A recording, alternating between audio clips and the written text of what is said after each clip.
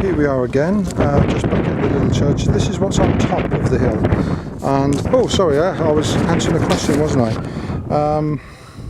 Writing essentials. Well, for me, I suppose it's quite boring really, but I've got to have silence.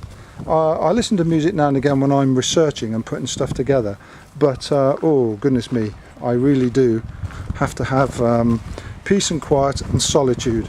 My wife's very good in that respect. It's another one of the questions. It asks, you know, do I have the support of my family? And my wife's very good. She goes off and leaves me the time, leaves me alone, gives me the time to write. 1 second, here we are. I know this bit isn't perhaps as interesting, but these little churches, by the way, are open and on the hillside. Sorry, I'm jumping about. It's more difficult than you imagine, answering questions and showing people around.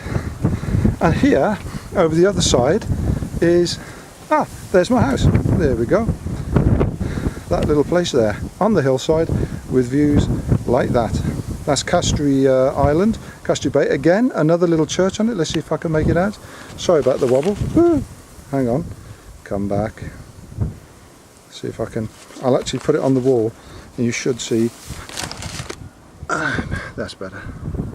There you go. Every little place you go has a little church. Now, what's interesting there is just across the water.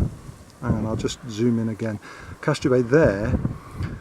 That's called Agios Stephanos.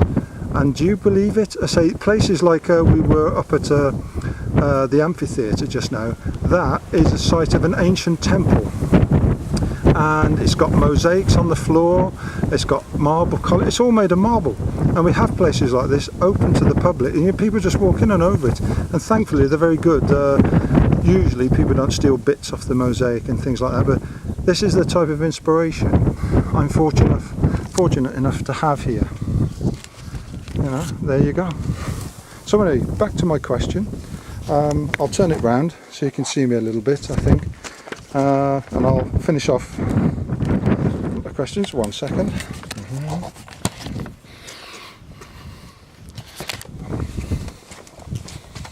There we go.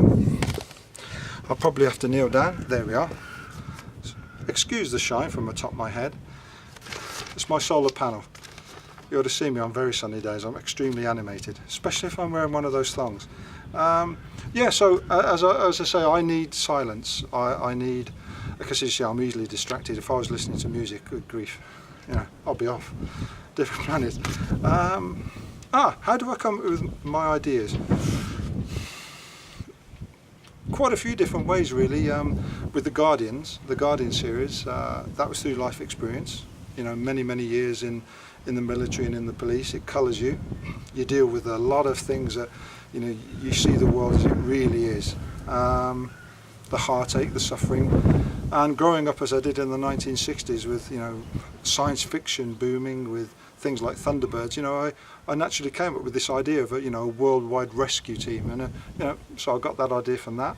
Other things, it's like what I've watched on the TV, sometimes skipping channels, other times in dreams, like for example Rage of Augustus. It came to me in a dream, really, or his character did. I've been babysitting a couple of weeks before, and as you know, with kids they like to watch endless cartoons or endless films, and Beauty and the Beast, Star Wars, you know, things like that. And then obviously this weighs in your mind, and then I came up with this character in a dream for Augustus Thorne, and I must admit I'm very glad I did. Perhaps one more. If I could jump into a book and live in that world, what would it be? Whew. Wow. I think, you know, one of my favourite authors is Raymond E. Feast, and he's done that, what I call the Mid-Chemia series, is the easiest way to describe it. You know, 30 odd books, is it? Over 20 odd years. And I think, yeah, I'd like to be on Mid-Chemia, a world of wonder, of dragons, you know, magicians and things that, you know, that'd be great without going on too much. But and to be the character of Pug, you know, coming from nothing and then, you know, being an architect that you know, saves more than one world. It's, you know, I mean, his vision was, you know, kaleidoscopic, epic, and yeah, I do that with my own books. Whew, Who wouldn't like to be Augustus, eh? Yes, please. Anyway, that's it for now. We'll go back to my house, and I'll do the final reading from there. A little excerpt from Kiss of the Succubus. And see you in a minute.